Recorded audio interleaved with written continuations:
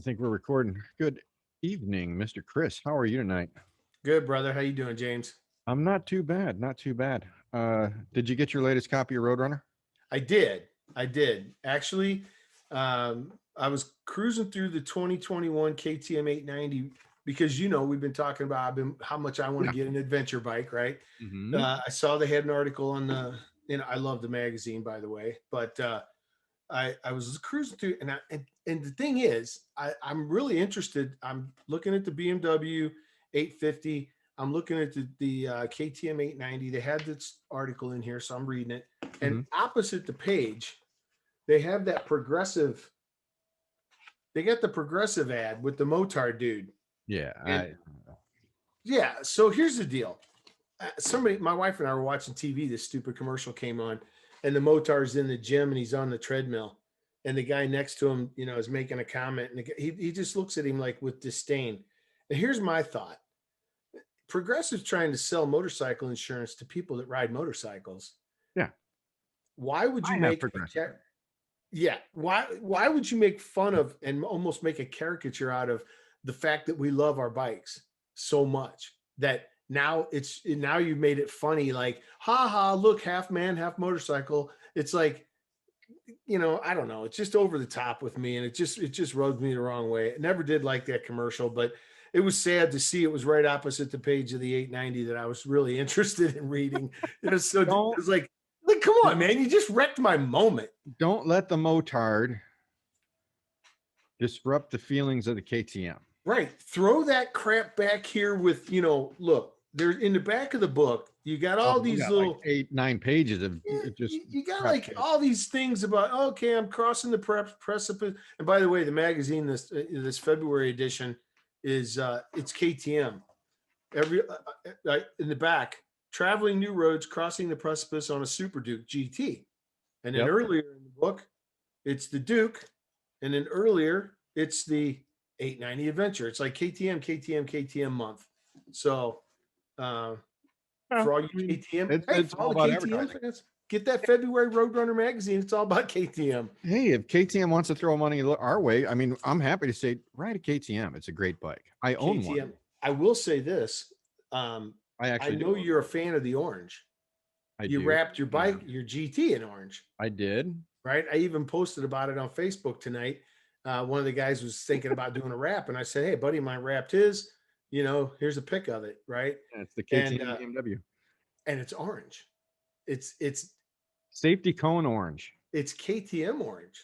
It is. It is safety. It is KTM orange. And I didn't really realize that until I was done. I like the orange is my favorite color. I mean, shit, I'm wearing an orange shirt I right now. It's my favorite color. I went when I looked at all of the different wraps, the color that grabbed me, and it was a muted color, like the matte color, and it was a burnt orange, and I really liked it. And it, buyer beware type of thing, I guess. When I looked at it online, it looked more like, you know,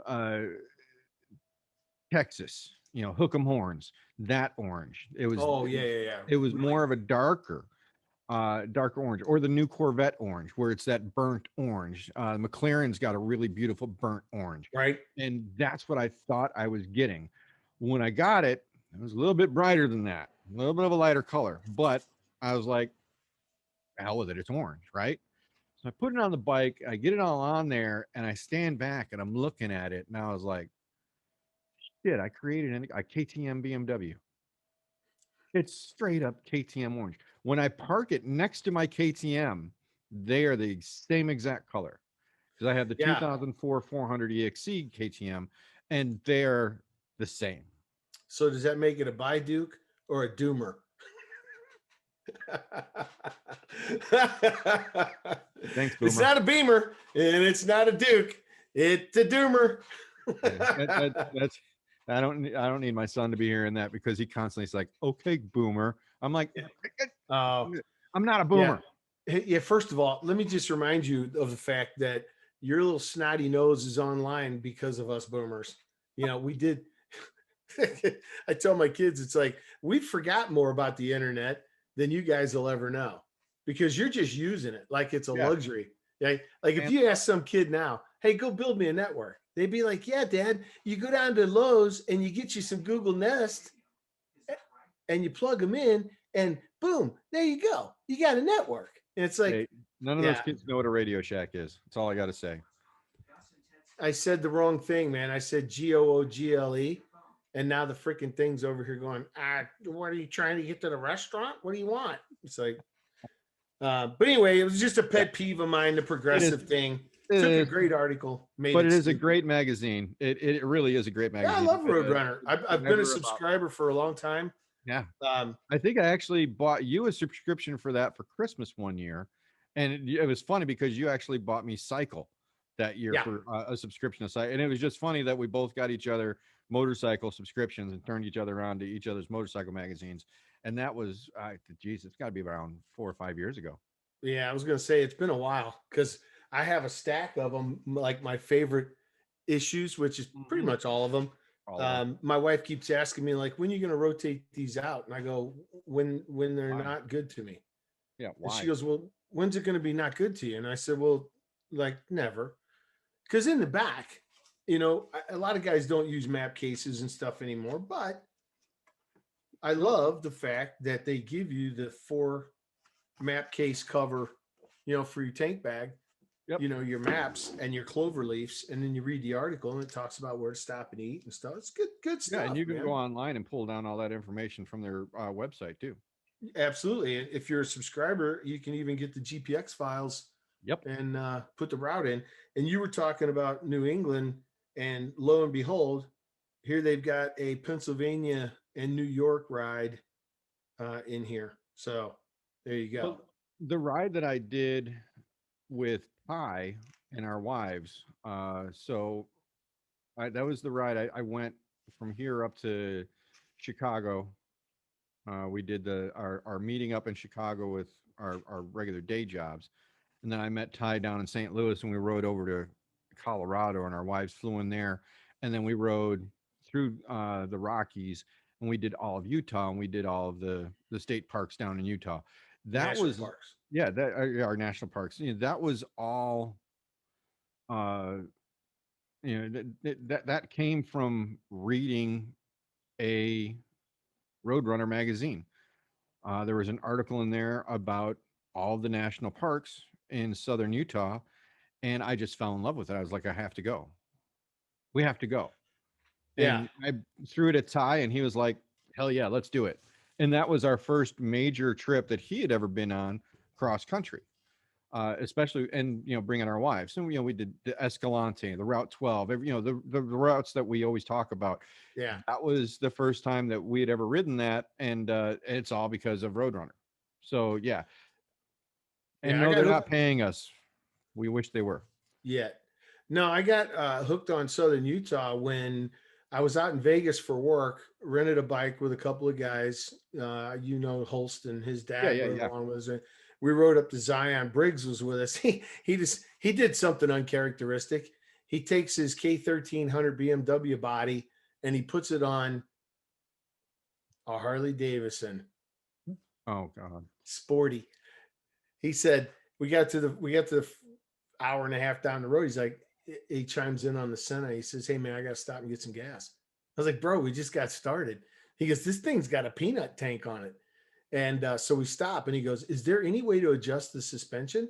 And I was like, yeah, you can adjust the shock a little bit in the back with a little spanner wrench. And right over to get one because he said, I think I'm having some like kidney failure. He says it's like kunk kunk. And if you know Briggs, he's not a big guy, so it was pretty much as soft as it would go, and it was killing him. And he couldn't ride it like he was used to riding his BMW Sport touring bike. But anyway, we went up to Zion, and I was like blown away, just absolutely blown away with how Yeah, beautiful it was. yeah. And so I started doing some homework, and then Terry, my cousin, and I, we went out and we hit. We went to bed in Colorado Springs, got up out of bed, rode to the top of Pikes Peak, and went to bed in Moab, Utah. And then we hit Canyonlands, Arches, Southern Canyonlands, down into Monument Valley, went over to Bryce, and then we caught 12 going back toward Torrey, and Route 12. I mean, Yep. we always talk about this. You like Beartooth Pass better than you like 12. You like 12 up in Idaho, Lolo Pass. I mean, uh, that Bryce Canyon to Torrey, Utah ride on 12 is epic. I mean, you get the rolling grasslands. You've got the aspen forests, so you get some elevation. You Everything. get, and by the way, it's free range cattle, so you never know what's around the corner. Yep.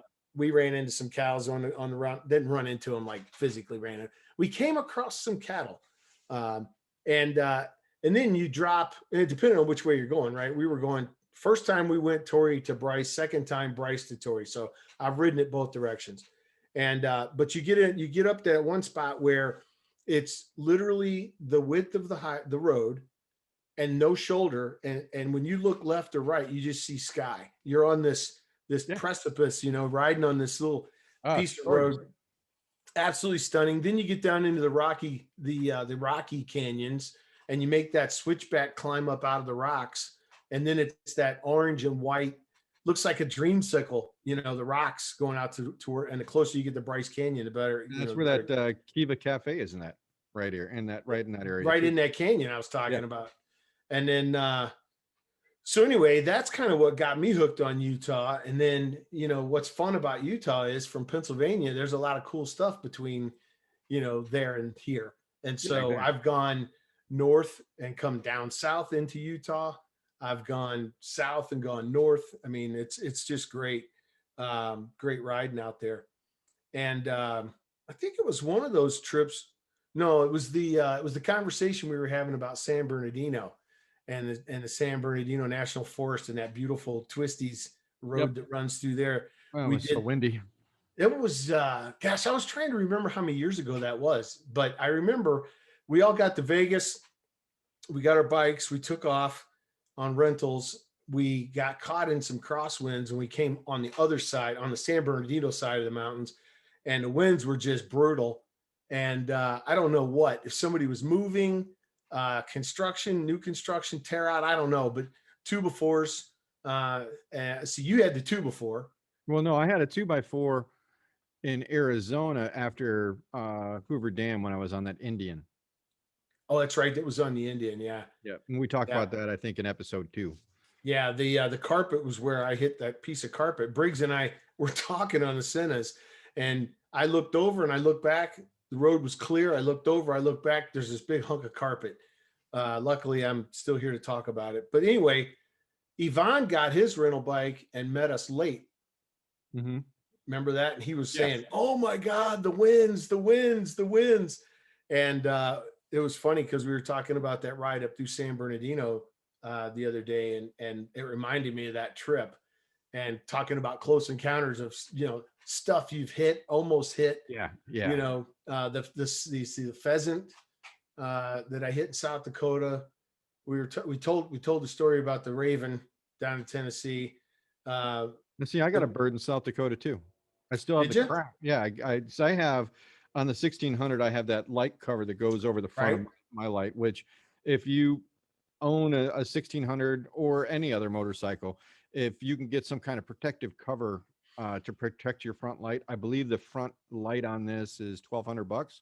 Because I was reading in one of the forums that we're in where somebody lost the light and they have to replace the light. It's $1,200 for that front light, or $100 for that light cover. So Yeah. if you can Do the get some math. kind of safety plastic for it, Right. it's always worth looking at. So yeah, my safety plastic actually has a little bird's eye crack in it because we hit it wasn't a pheasant.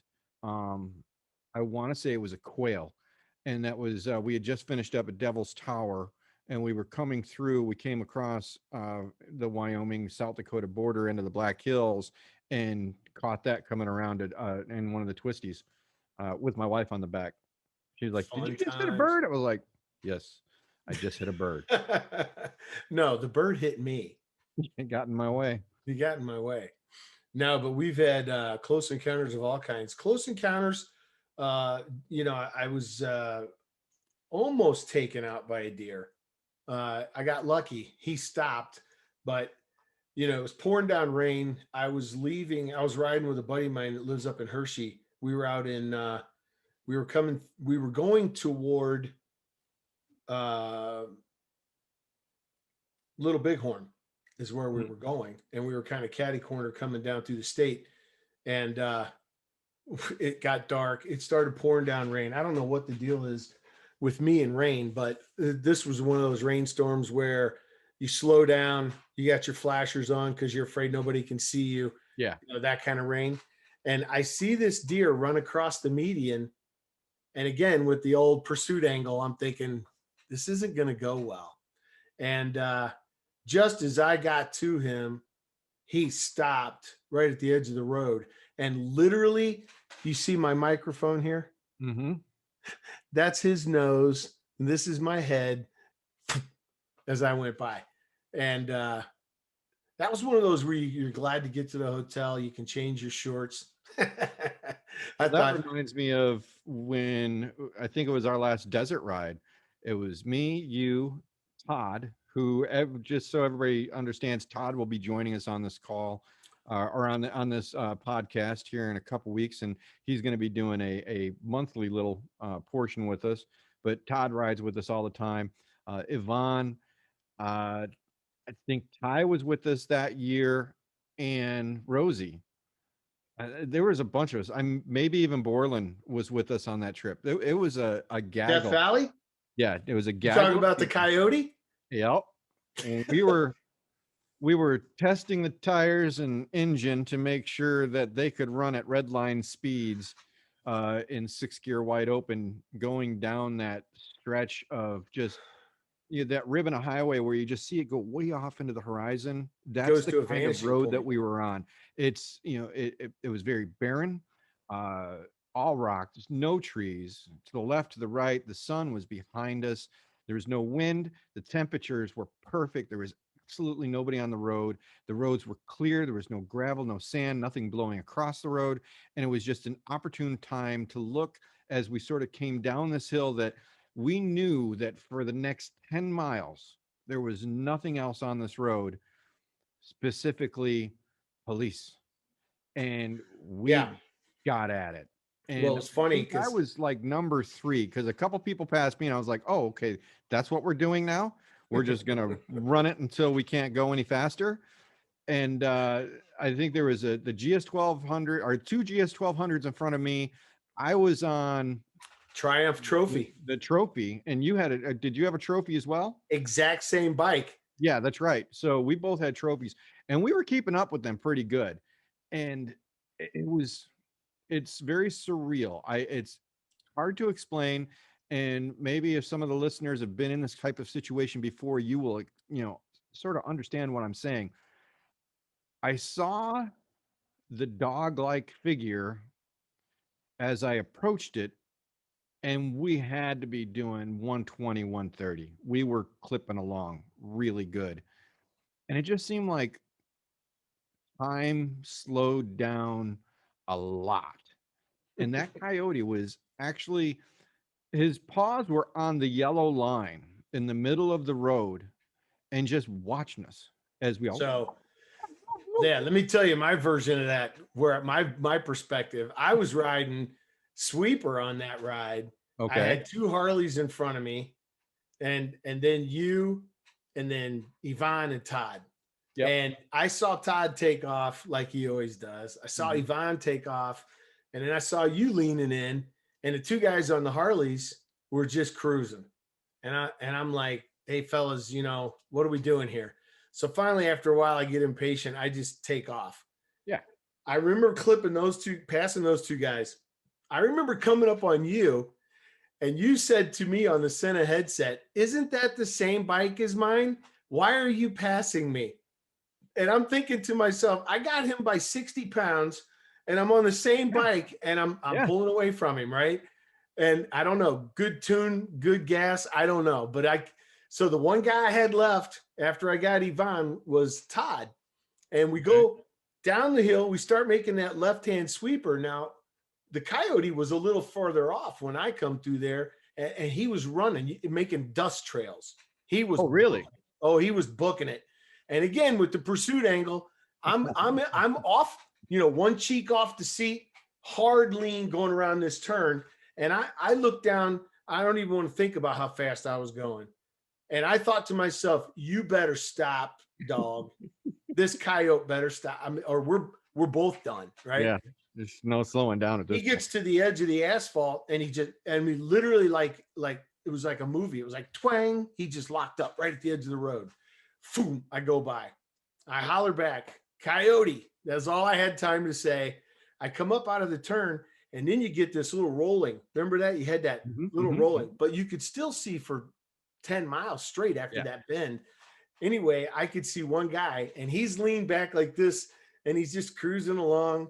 And all of a sudden, I see him look in the mirror again, and lean forward. And he starts getting it. And I was like, I've already got a full head of steam. He's got to come back up to speed. Now's my chance. And I got up to him even, and I saw him lean back, roll back off the throttle. That little Triumph trophy impressed me.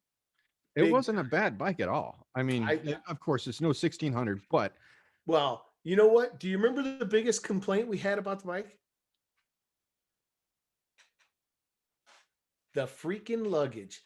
I said, everybody talks about the luggage and they don't like the clamshell luggage on the BMW. Well, once you get used to it, you can't live without it, right? I've even got a divider that Tammy sewed for me to cut the bag in half. So when you open the clamshell, Batman things or whatever. Yeah, you don't lose all your crap, right? Yep. And but I remember the luggage, the way it clipped together. It just kind of was. I don't want to say cheap because that I don't mean to.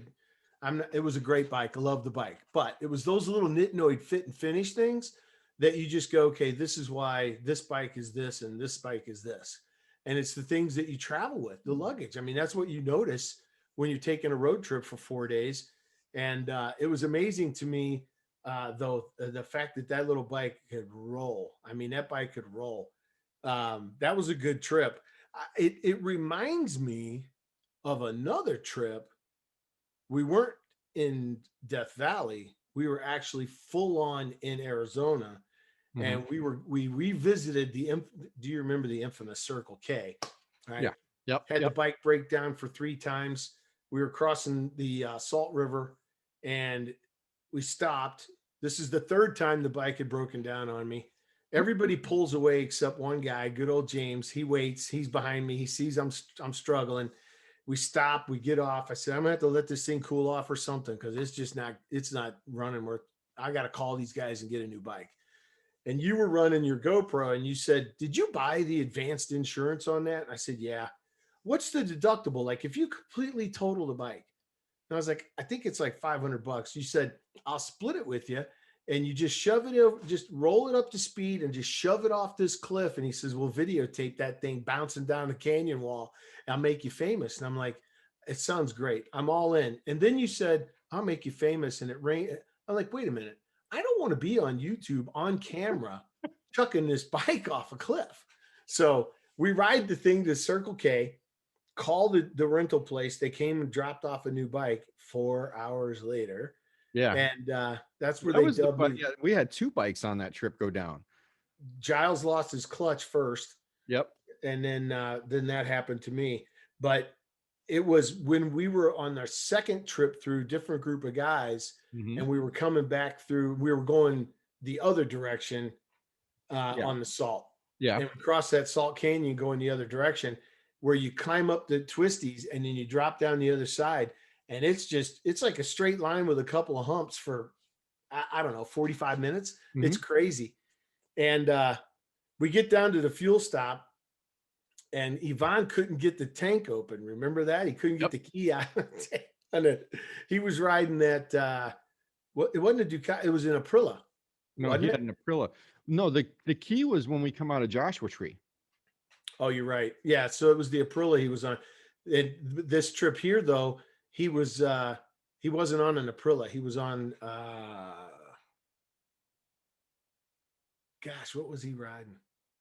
Maybe he was on the Aprilia. It was when we had that long stop for construction. I mean, so long that we were actually glad we had the Harley boom systems with us, because we were jamming to tunes and bottled up for like 35, 40 minutes. And then we get clear of traffic, And again, I'm going to start the story because it's my view that's kind of funny, but it's your finish that's funnier. So we get rolling again. Now we're on brand new, pristine, never traveled on pavement. All right. It So is yeah, absolutely I will gorgeous. take over the story from here. We take So I'm gonna you got wait. I got to tell you what I saw, and no, then well, you can. let me get up to that point. Let me get up to that point. So we're sitting in traffic, and like Chris said, it was a good 30 minutes. I mean, the bikes are off. We're sitting on our kickstand, sort of leaning back, stretching out, and there's two lanes. There's the group of bikes, and there's a lane next to us with some cars on there. Is like this. We were up near the front, and there was it was like a blue Chevy Impala. Chevy Impala. The windows were all darked out with some. It looked like like a car club sticker on the back, and like an old station wagon. Right after that, just regular cars. And what it was they were doing construction in the town. It was a very small town, and they had the lane closed, so it was one-way traffic. So we had to wait for the follow me truck. Well, the follow me truck comes, and the cars that were next to us, like the Impala and the station wagon, they got in front of us, and then all the bikes fell in behind that. We did the follow me truck through town, and when we got out of the back side of the town, I look up and the sign said passing lane ahead. I was like, perfect, because I don't want to be behind these freaking cars. I got the guys behind me. Let's roll. We've been sitting here for 30 minutes. It's getting dark, and we've got some distance to cover until our hotel. So we hit the two lanes, and the Impala and the other car are staying on the right lane, and I go to pass them. And as I go to pass them, I look in my mirror to come over, and the Impala is sort of keeping up with me. I'm thinking to myself, I'm clipping along pretty good. I mean, the speed limit's 55. I'm doing 70. This guy's, and I'm from Florida. And the first thing I thought of is, oh, this guy's an asshole. He wants to race me. Not a problem. I downshift too, and I'm off to the races. And I'm giving that bike all she's got. And I'm keep looking in that mirror, and that car is still sticking behind me. And I'm leaning and I'm scraping the pegs. I mean, Chris, you were behind me. What did the bike look Dude, like? let me tell you. So we go rolling by this Impala. James, Yvonne, me, and I don't know who else was behind us. Ty was with us. Borland was with us. And the young kid was with us. No, And the order is important, but we'll get to that. no, that's what I'm telling you. It was you, then Yvonne, then me, then it was Ty, then it was Borland, and then it was Junior, the kid on the small bike. We get through the town. The lead truck pulls away and gives us a wave to go, and traffic clears up, and we start rolling. And we pass the station wagon, we pass the Impala, and we're starting to stretch our legs out a little bit.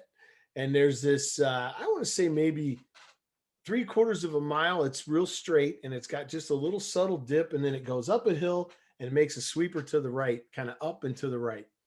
Now, I noticed the car that we had just passed is now passing me.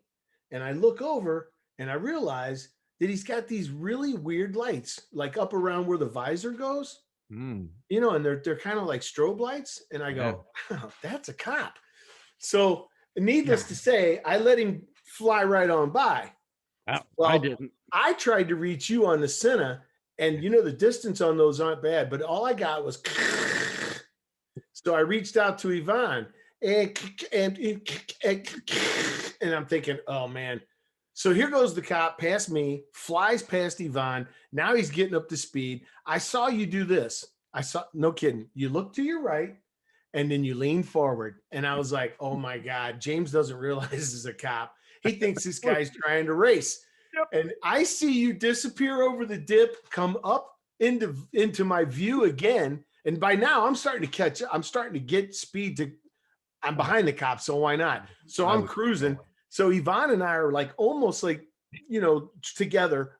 We're going flying. And I see you come a cheek off the seat and lean that bike over hard. And I'm thinking, James really is thinking this guy's chasing, racing him.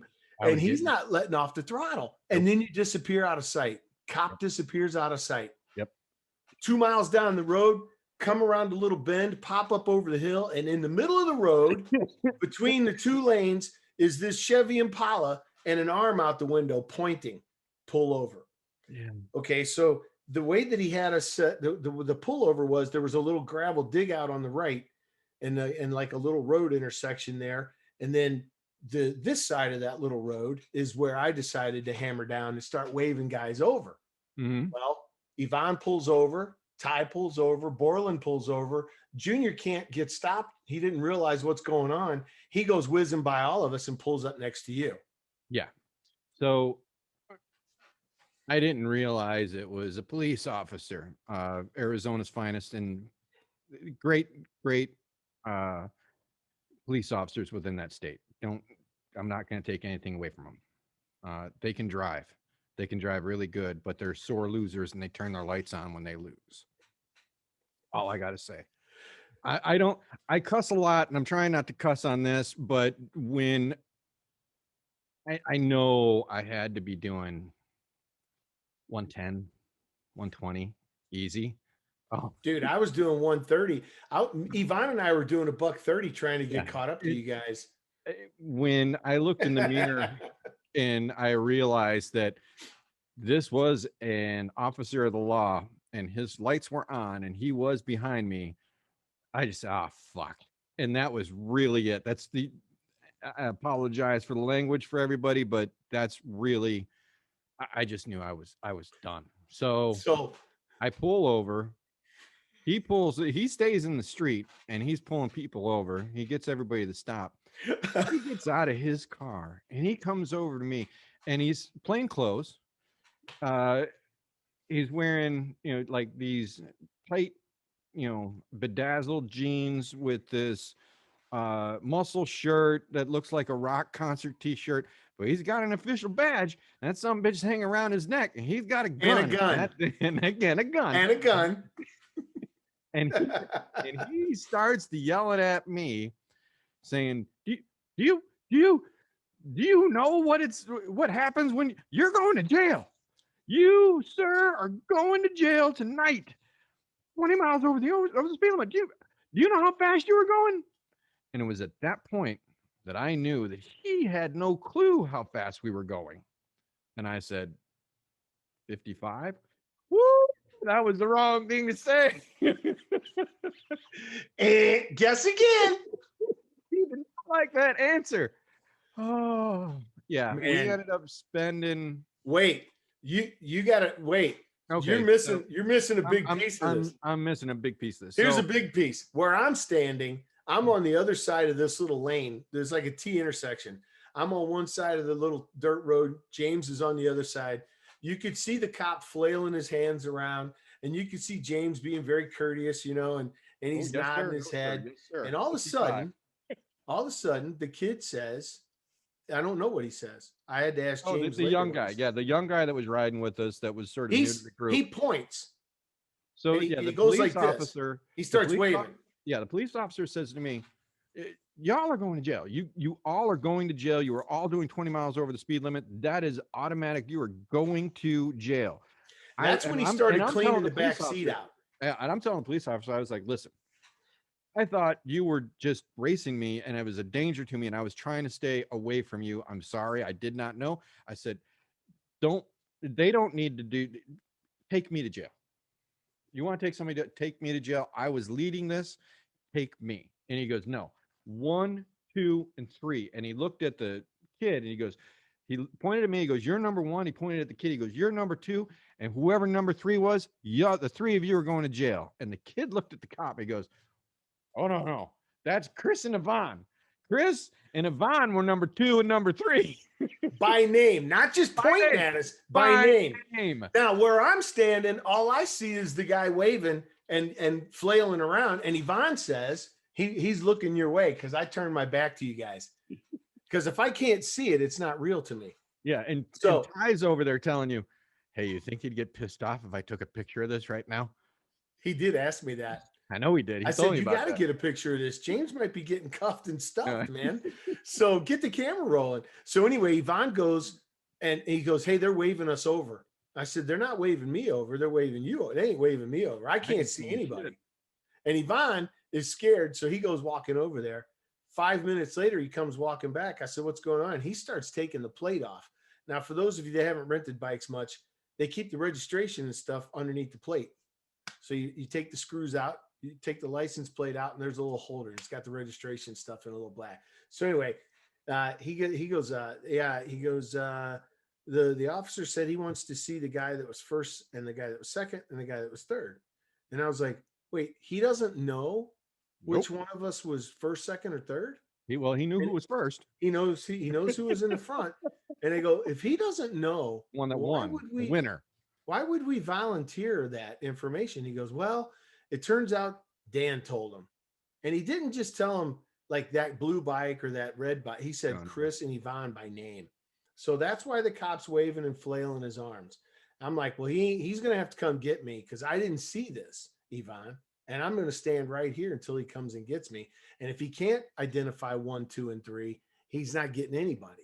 So so Yvonne goes walking back over, and the next thing I know, I see the back door fly open. The guy's still moving at a high rate of speed with his flailing. Yeah, And he was moving all of his crap that was he's in the taking back seat into all. the trunk. Yeah, I'm gonna see how many guys I can stuff in my car. Yep. And then I see everything stop. I see, oh, what is this? He's answering his phone. So now we're back to watching. He's answering the phone. And then all of a sudden, I see a slow hand drop. I see a little bit of conversation. Still can't hear what's being said. And he gets in the car and he drives away. Well, no, it wasn't that fast. So he was trying to call a paddy wagon because he Well, knew and a tow truck. Yeah, and a tow truck. Because we were out in the little town, there wasn't anything there, so it was going to be a while for things to get there. A So long while. he calmed down after losing that race, sore loser. He finally calmed down, and we started chit chatting. And he's like, "Well, I've got a BMW 1600." I was like, "I got a 1600." So we started talking about bikes, going back and forth on that. Uh, talking about work. I said, "Yeah, I'm out here for work. If I go to jail, that ain't gonna be good." Um, I think he took a little sympathy on that, and I explained it to him. I was like, "Listen, I really thought that you were, a danger to me, and I was trying to get away from you. Honestly, did because I did not see your flashing lights." And he wanted to get home. He was off duty. He wanted to get home. So he proceeded to say, "If I hear of you guys speeding again, I am coming out and I am making sure that each and every one of you goes to jail tonight. You know, if you really want to go fast, you're going to ride down this road about 5 miles. You're going to see this water tower. There's always a police car there. About a mile past that, it's open straight. There's nobody there. Knock yourself out. Go as fast as you want. All right, I'm out of here. Y'all have a good night." Got in his car and left. I went behind the bush. I had to clean out my drawers because, that was the pucker factor, and the excavation afterwards was just. But yeah, we made it back to the hotel, and that day that kid rode up beside me, and he's like, "Man, that was close." And I grabbed him and put him up against the wall. I was like, "You are a piece of shit." So you don't give up people's names. You you don't do that. He's like, "Well, I'm not going to jail for any of you. I don't know you. I'm not going to jail for you." I'm like, "Then you ain't gonna ride with us anymore." And that was that. And I haven't talked to that kid since. I Yeah. think that's our time. I think we're over our time. It was a good trip though. And listen, just before we close, we're not condoning going out and being hellions on the road. We were in the No. desert that we passed 3 cars in 100 miles. I mean, it was, so safety first. Don't speed. And if you're going to race, win. I mean, that's the motto for today. It is. It is. Yeah. And my hat's off to the boys in blue. They do have a tough job. No doubt. I Mad respect for those guys. mad respect for them. But if you're gonna lose a race, don't pull somebody over. It's just, Courtesy. courtesy. Yeah, gentlemen. I'd be honorable. I lost. Yeah, Oh, and yeah, I totally. lost. And Yeah, and I think he got that, and that's why let he it let it go. go. All right. All right, Chris, you have a good one. I'll talk to you next week. Right or out. I'll catch you in the next fuel stop. Rider out.